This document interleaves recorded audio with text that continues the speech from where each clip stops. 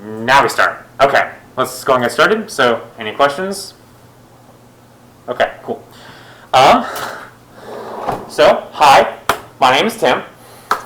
I'm going to be your instructor for Math 16010 this semester.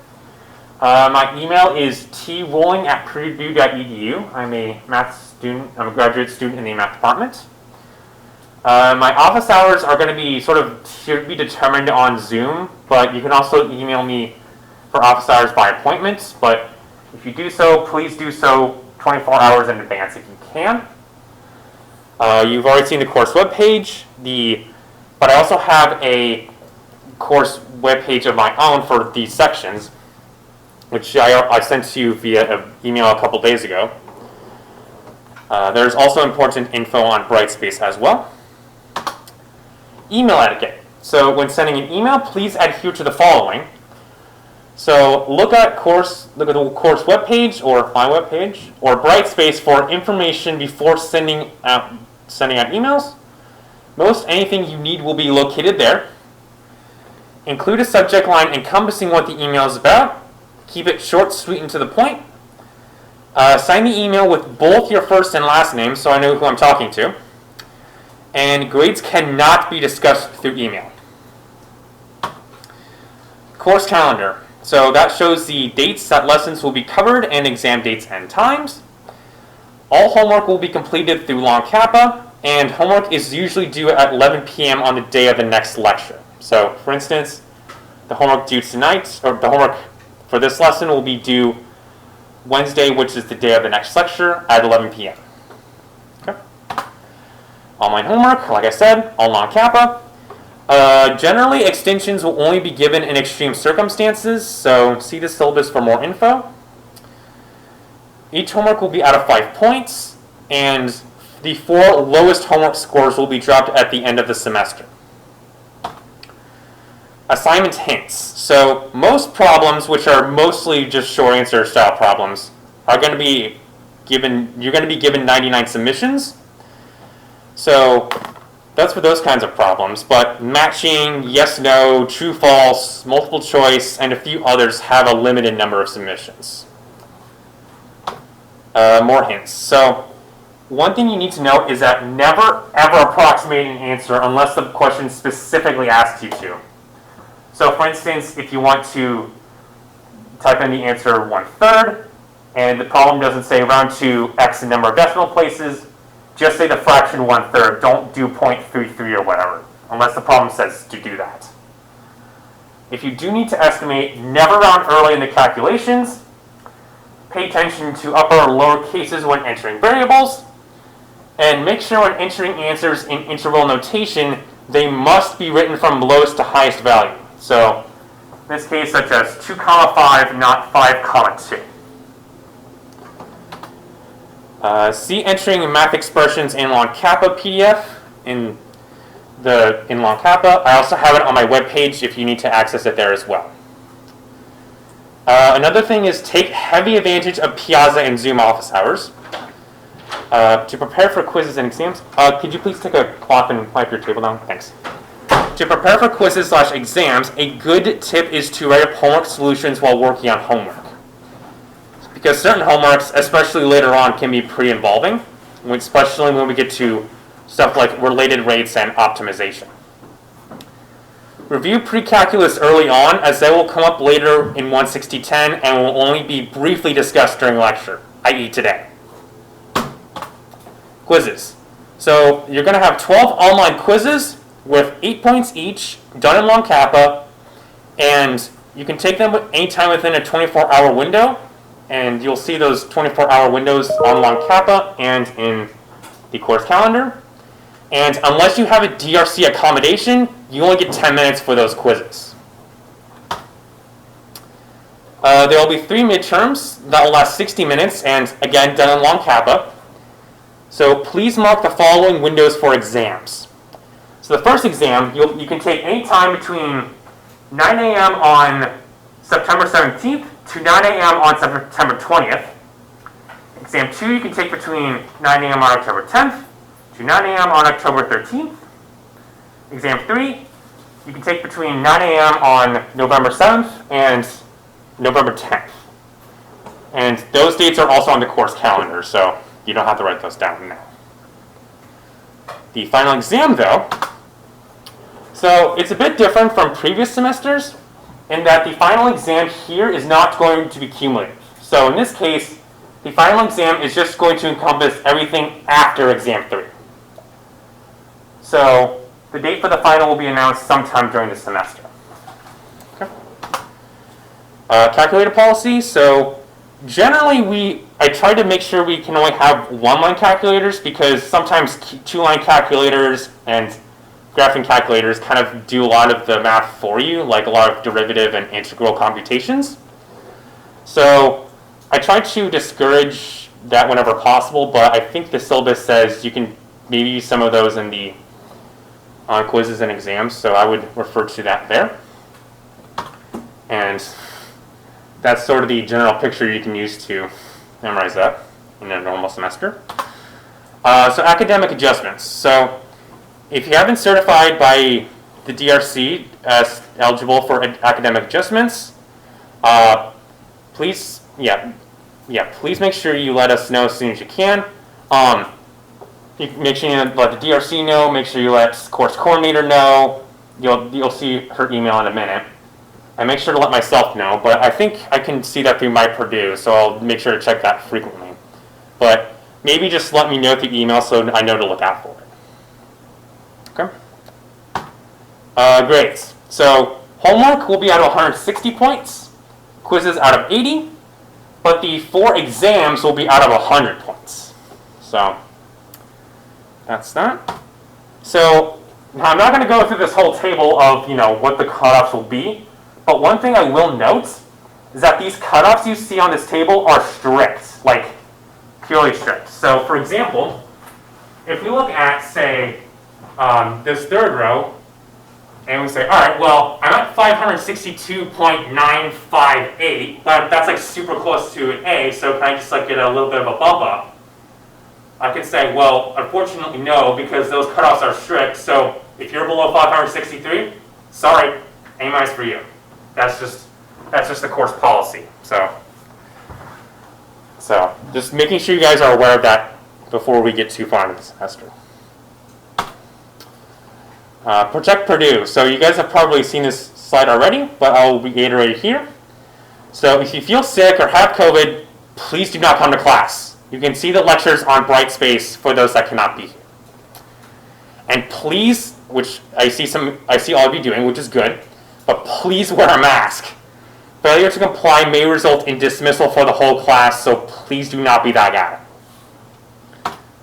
Possible campus emergencies in the event of a major campus emergency, such as going online again potentially. Course requirements, exam dates, deadlines, and grading procedures are subject to change. Could you please take a cloth and wipe off? Thanks. Visit the Math 16010 website or contact the course coordinator with questions. So here's the email that I was alluding to earlier, hdelgado@purdue.edu. Okay, any questions? All right, cool. Then let's talk about some pre-calculus. Give me a second, just on mask. Now we can start. Okay. So, first thing we will talk about is some exponential properties. So, below are important properties of the exponential function. So we have x to the a times x to the b is equal to x to the a plus b. Okay. Then we have x to the a divided by x to the b is equal to x to the a minus b. The next thing is x to the 0 is equal to 1. So taking that into account, we can say, all right, well, this will imply this nice other property as well. So we have 1 over x to the a is the same thing as x to the what power? So if we use this property here, in junction with this second property here, what do you think we could say about this power up here? That 1 over x to the a is the same thing as x to the what power?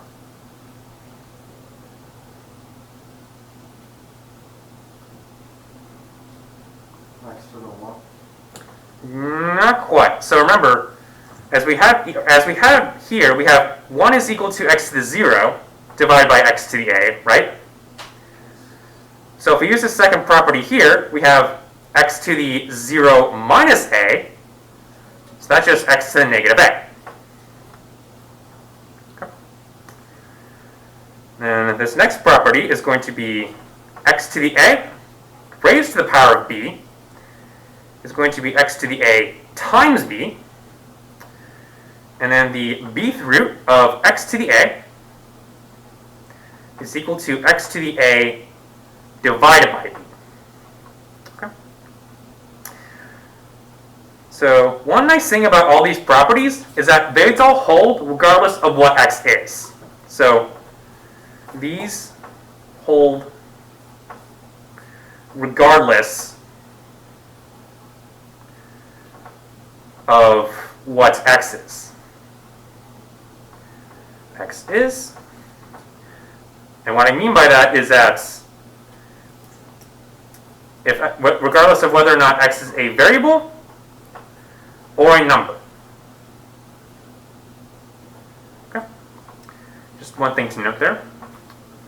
Okay, so taking that into account, let's go ahead and apply these properties here to example 1 below. So the goal of these 4 problems down here is we want to be able to simplify these 4 things into the form e to some power. So for part A, for instance, we have e to the 19x times e to the negative 7x. So if we use one of these properties up here, what should that simplify as?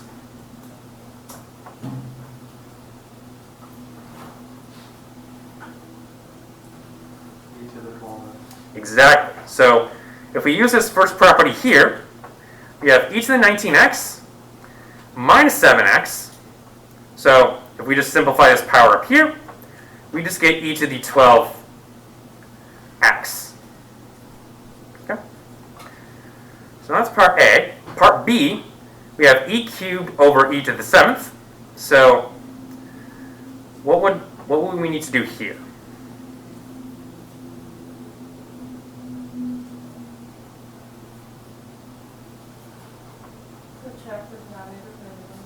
Right, so we're going to need to use property 2 here.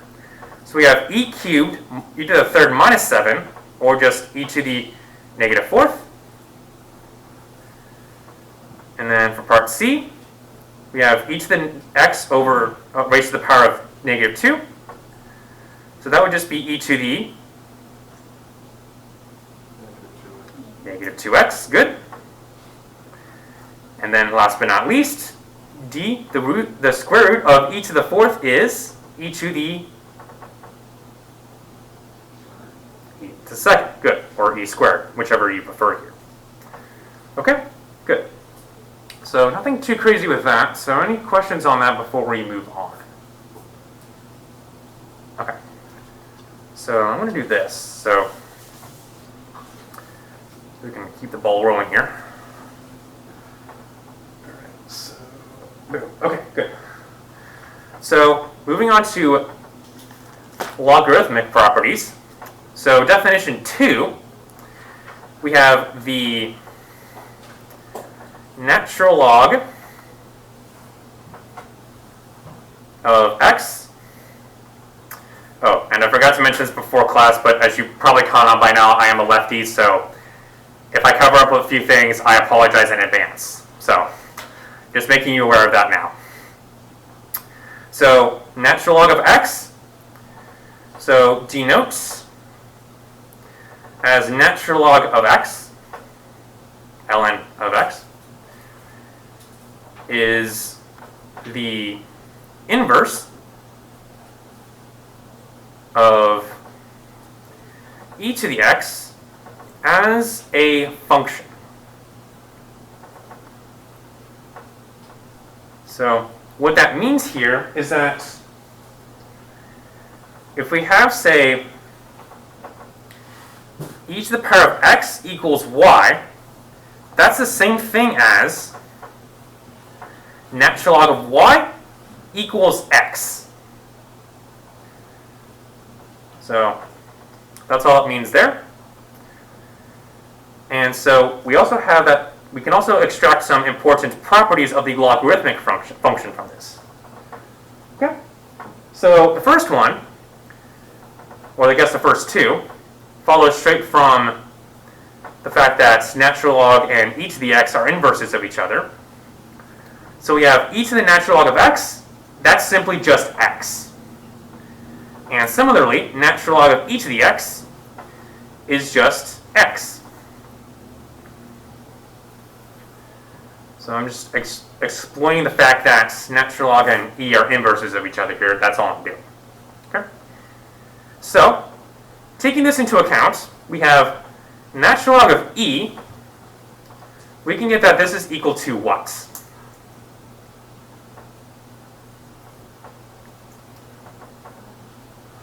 What's that? 1. 1, right? Because this is just e to the first, so we get that.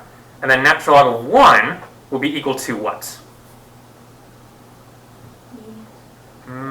Careful. So remember, what e to the what power will get you 1? 0, right? So that's how you get that. Okay. And now we can also get some properties that are a bit more exclusive to the natural log function. Namely, we have natural log of a times b is equal to natural log of a plus natural log of b. And then natural log of a divided by b is equal to natural log of a minus natural log of b. So if we use this property here, then that means we can get that the natural log of 1 divided by b will be equal to what? So if we use this property here in junction with this expression here, or equality, then we can get that this is the same thing as negative natural log of b. So in this case, all we really have to do is just let a equal 1 here, and then that's how you get this expression here. A equals 1. Okay. And then the other two properties are natural log of a to the power of b equals b times the natural log of a. And then the last one is that the domain of natural log of x is x greater than 0. Okay. So, taking those into account, let's go ahead and apply that to the next example we have here. So, for example 3, we have to simplify these three expressions here. So, for example 3 part A, well, we just have natural log of e to the 19x. So if we apply the appropriate property up here, then we should just get what? Yeah, 19x, right? Because all we have to do is just use this property here, and then we're good to go. Okay? So let me just move a bit. So then part B. Now we have to use a bit of both of exponential and logarithmic properties here. So here what we have to do is say we basically want to get rid of this natural log in some way.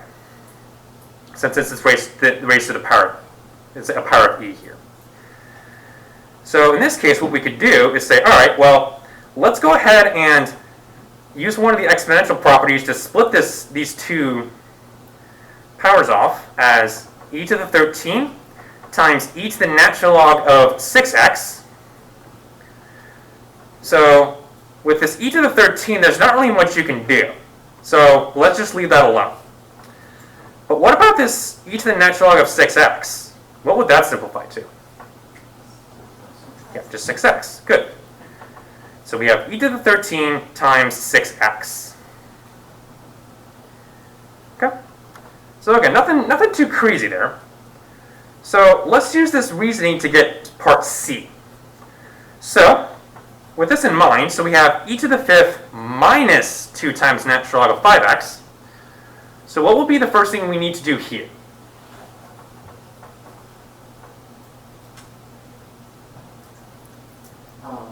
You're breaking it up into 2 different e expressions, and Okay. then solving from there. Okay, how will we break it up? So we have e to the fifth. Divided by e to the other expression. Yep, 2 times natural log of 5x. Also, could you add?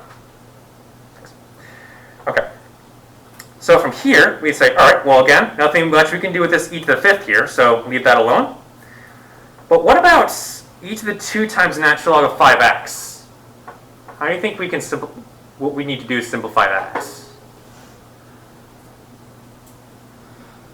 Any ideas? Let's.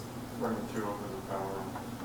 Right. So we can exploit this property here to get e to the fifth divided by e to the natural log of 5x quantity squared. And then again, we can exploit the fact that e and natural log are inverses of each other, as in part B, to get e to the fifth over 5x quantity squared. And then to distribute the squared, we end up with e to the fifth over 25x squared. Okay. And that is example 3. So, questions on that? All right, cool. So,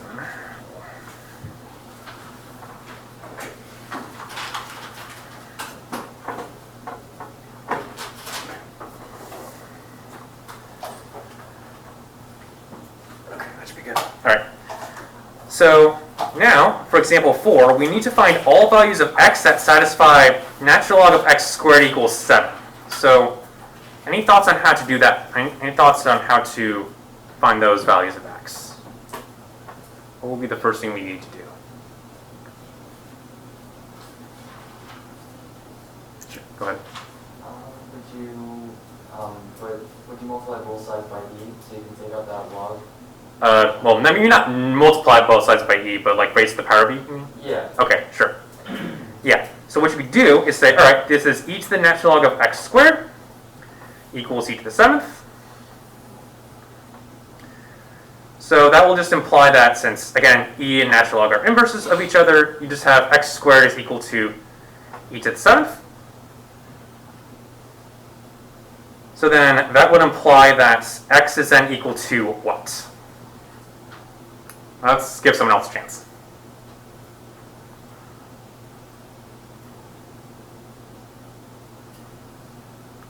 X would equal what?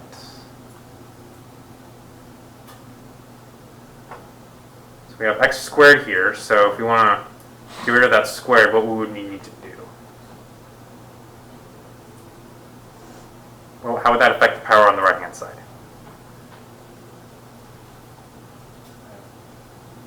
You'd have e to the what? 7. What's that? 7 halves. Okay. Right. So that's one of the values, but again, remember, we're taking x squared here. So e to the 7 halves is not the only value that satisfies this equation, is it? Nope. So what's the other one?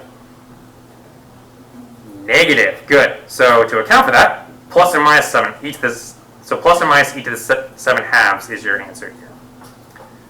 Okay. Now, before we move on to the next example, some of you are probably thinking, well, wait a minute. I know we took advantage of this property here in the previous example. Why can't we use that? Well, you have to take into account this other property here of the domain. So let me say using natural log of x squared equals 2 times natural log of x. So more specifically, why can't we use that? So as per the last property, well, all this says is that this has domain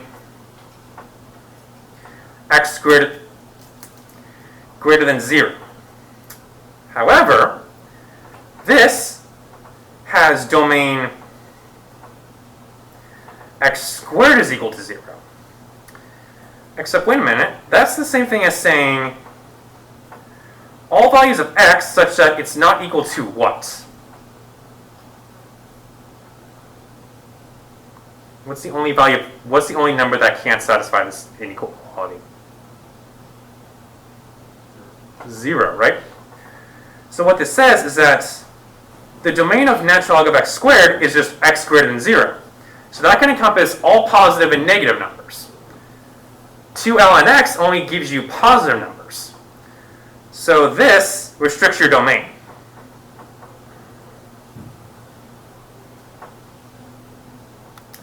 So that means you can't use this here. So in the context of solving for an equation like this, you cannot use this property here because that will restrict your domain. Okay? Okay. So, moving on to the next example. Okay. So, what we have here is that we now have to expand the following expression in terms of natural log of x, natural log of w, and natural log of y. So I'll kind of start you guys off just to give you an idea of what we need to, of sort of the thought process on this. So the goal is we need to break up this weird, disgusting looking expression in terms of 3 natural log expressions. So we have ln of w cubed e to the 6th divided by the square root of x squared y to the 7th. So one thing we can do is say, all right, well, this ultimately is just like one fraction here. So what we can do is first exploit property 4 here and say that this is the same thing as natural log of w cubed e to the 6th minus natural log of the square root of x squared y to the 7th. Just using the fact that we just have one fraction here. So that's the first thing. So then from here, what's the next thing we could potentially do? What would be a good next step?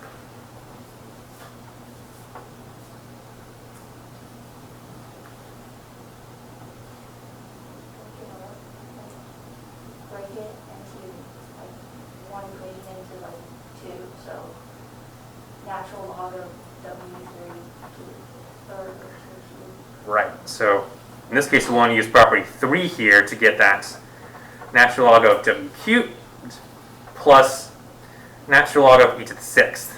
Okay? But we also have this before, and we can do a similar thing with this part here, but we have to do something first. So we have a square root here, so how do you think we could work with that? What's our good workaround for that?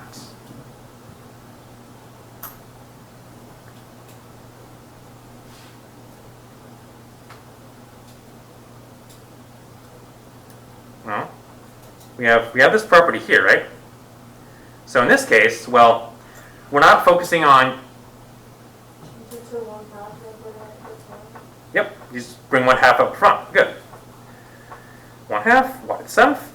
So in this case, we don't have to worry about focusing on a particular equation. So we can just put the 1/2 outside and not worry about losing values in the domain.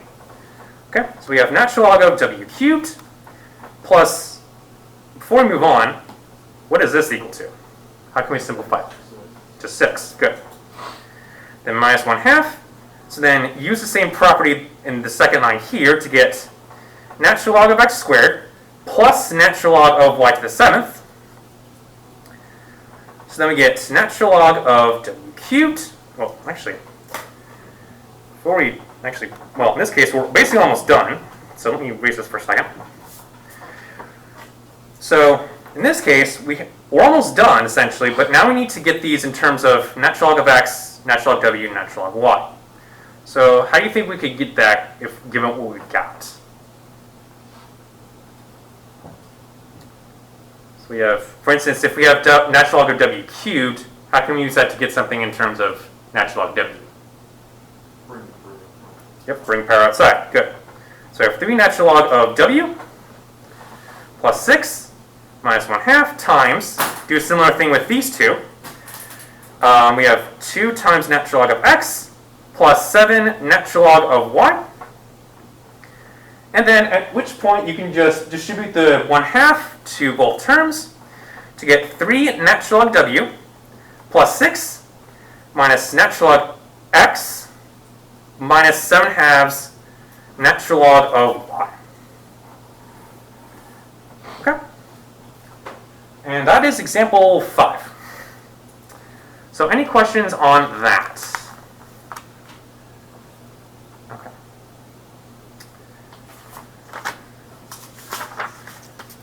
All right, so moving on.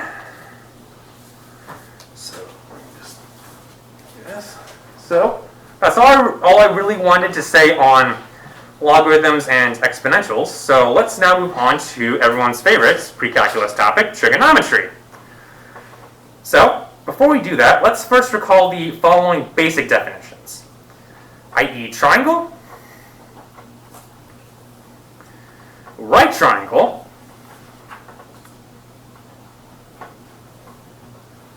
and hypotenuse.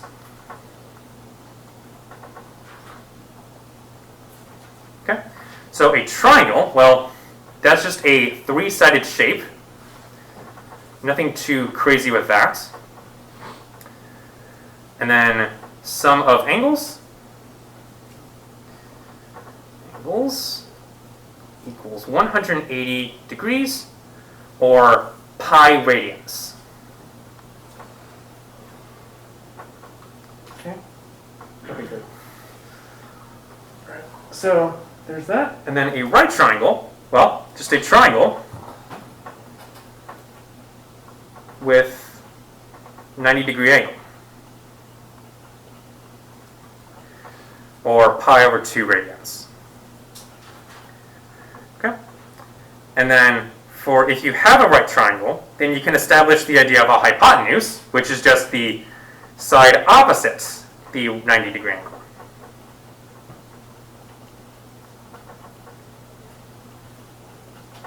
Okay? Okay, good. So, are you guys, who all needs to still write example 5 now? Okay, good. Alright, so let's move this up a bit. So, now that we have that, let's go ahead and consider this right triangle down here. So we have, if we have this angle theta here, then we can establish that this side here, with respect to the angle theta, is the adjacent side. This side here is the opposite side. And then, as we established up here, this side will be the hypotenuse, which I will abbreviate as HYP. Okay? And with that in mind, we can then get the following 3 trigonometric functions. So we have sine of theta, which is opposite over hypotenuse, and then cosine of theta, which is adjacent over hypotenuse, and then tangent of theta is equal to opposite over adjacent. Okay? So a good mnemonic to remember these functions that you may have likely seen already, but I'll just reiterate it here, is we have so, ka, to. Okay? So we have sine is opposite over hypotenuse. Cosine is adjacent over hypotenuse. And then tangent is opposite over adjacent. So that's how we get the mnemonic here. So alternatively, you can also express tangent as sine over cosine if you prefer that. But, okay, so that's how we can get those. And then consequently, we can also get 3 other trigonometric functions corresponding to these. Namely, we have cosecant of theta is hypotenuse over opposite side. or if you prefer, 1 over sine theta. Then secant of theta, which is just 1 over cosine theta. So reciprocal of that is just hypotenuse over adjacent. And then tangent of theta is going to be the cotangent, my bad. So then you should have 1 over tangent theta is equal to adjacent over opposite side. Okay? So those are the 6 trigonometric functions that we'll be focusing on in this class. And then another important trigonometric property to remember is the Pythagorean Theorem, which states the following. So if you have this right triangle here, don't worry about angles for now. If you have A, B, and C as the lengths here, then you have that A squared plus B squared equals C squared. Okay. So that's all the Pythagorean Theorem states. So there's that. So that's all the stuff I wanted to say on trigonometric basics. So any questions on that before we move on? Okay. So now that we have that, let's go ahead and talk about some trigonometric quantities in the xy plane. Alright, so when considering right triangles in the xy plane, there's 3 things that you need to take into account. So the first thing is that the side that's always positive, regardless of which quadrant you're in, is the hypotenuse. And then the other 2 sides, well, it depends on which quadrant you're in to get the signs of the signs of the other 2 sides. Okay? And then if you focus on theta here as an acute angle, as an acute angle,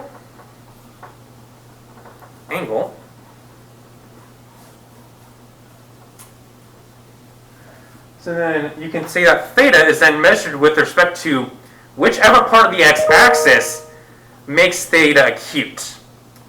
So the parts of x-axis, as in, positive or negative, making theta acute. Okay. So to give you an example of what I mean by this, so if we focus on something in, say, quadrant 1, then the angle will just be measured with respect to the positive x-axis, so nothing too crazy with that. But with quadrant 2, let's go ahead and draw that. So to give you an idea of where this triangle sort of lies in the xy plane, if it's in quadrant 2, we have y here, x here.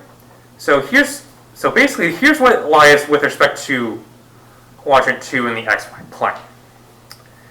So here, we say, all right, well, we still have x. This will be y.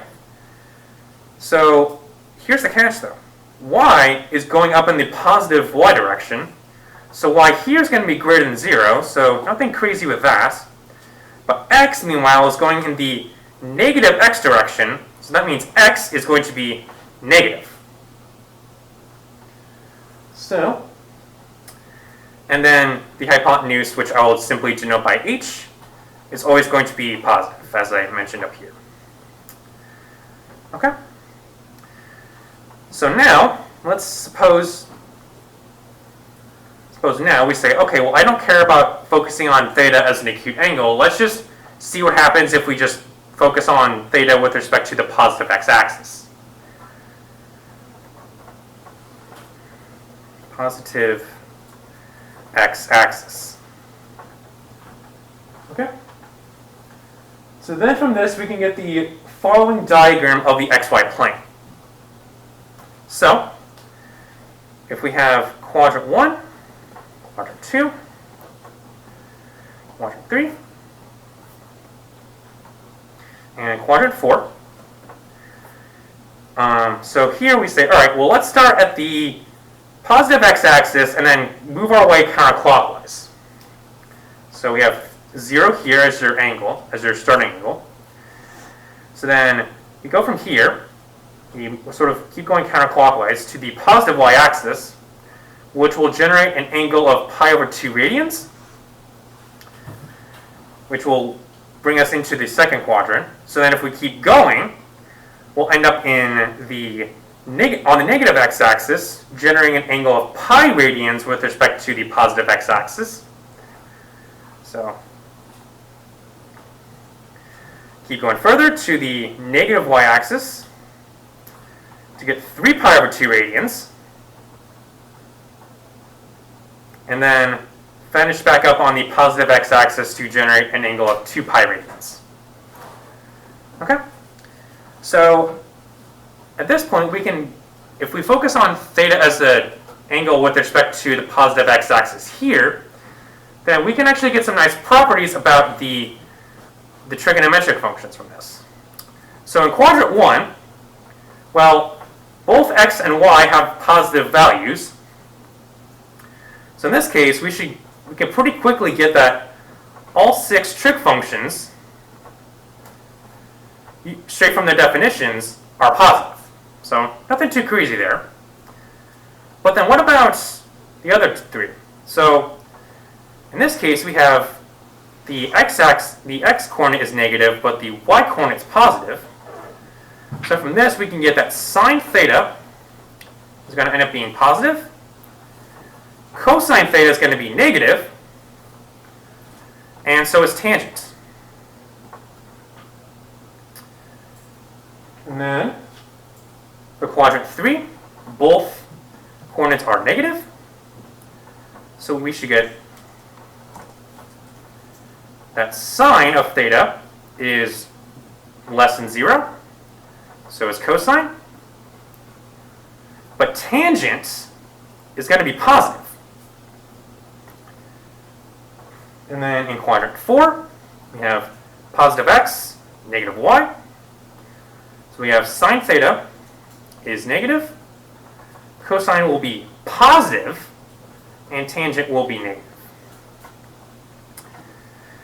Now, at this point, you're probably thinking, well, that's good we have these properties, but it's going to be hard to memorize just this on a quiz or exam.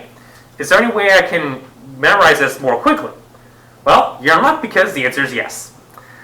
So, the way you can memorize this is say all students take calculus. Okay? So, all for all 6 trig functions, students for sine being positive, take for tangent being positive, and calculus for cosine being positive. So there's your good way to remember that if you have not memorized, if you've not seen that mnemonic already, but now you have.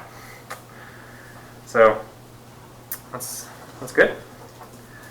So any questions on that? Okay. So a sort of TLDR version of this result, or this diagram, is on page 6. So theta is in quadrant. Theta is in quadrant 1 if theta is in between 0 and pi over 2. Theta is in quadrant 2 if theta lies in between pi over 2 and pi. Quadrant 3 if theta is in between pi and 3 pi over 2. 3 pi over 2. And then quadrant 4 if in between 3 pi over 2 and 2 pi. And then 2 pi. Okay? So that's sort of the short story version of that. Okay, so now that we have that, let's go ahead and apply this to example 6 down here.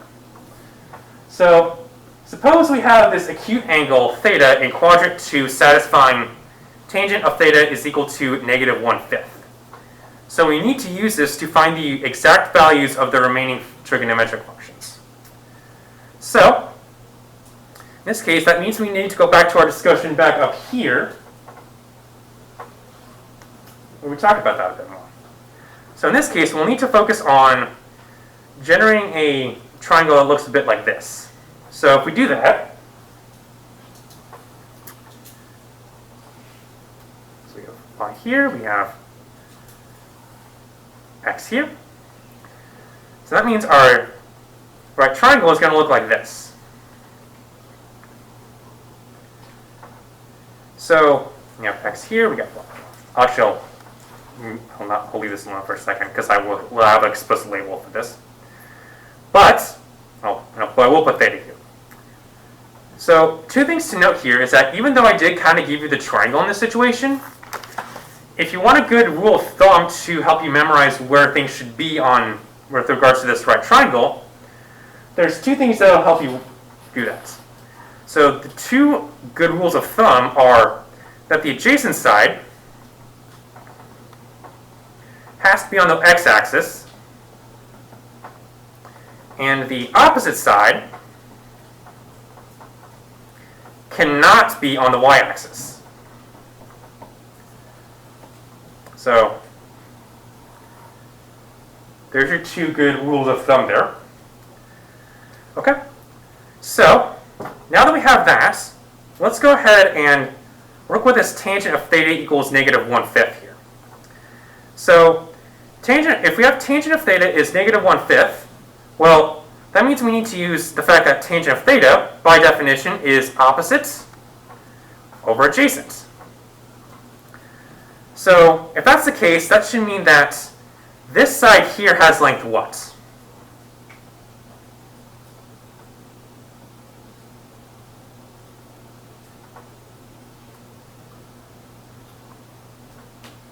So if we try to match these two expressions here, careful. Remember, if we're on quadrant 2, y has to be positive. So not negative 1, but it'd be just 1. But since x is going the negative direction, that's where the negative is going to belong here. So in this case, you have negative 5 over here. Okay? And then as a result, you should then get that the hypotenuse has length what?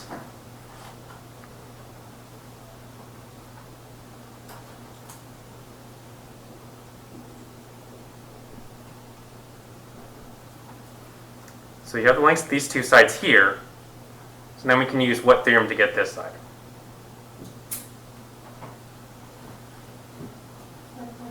Pythagorean Theorem, right? So if you use Pythagorean Theorem,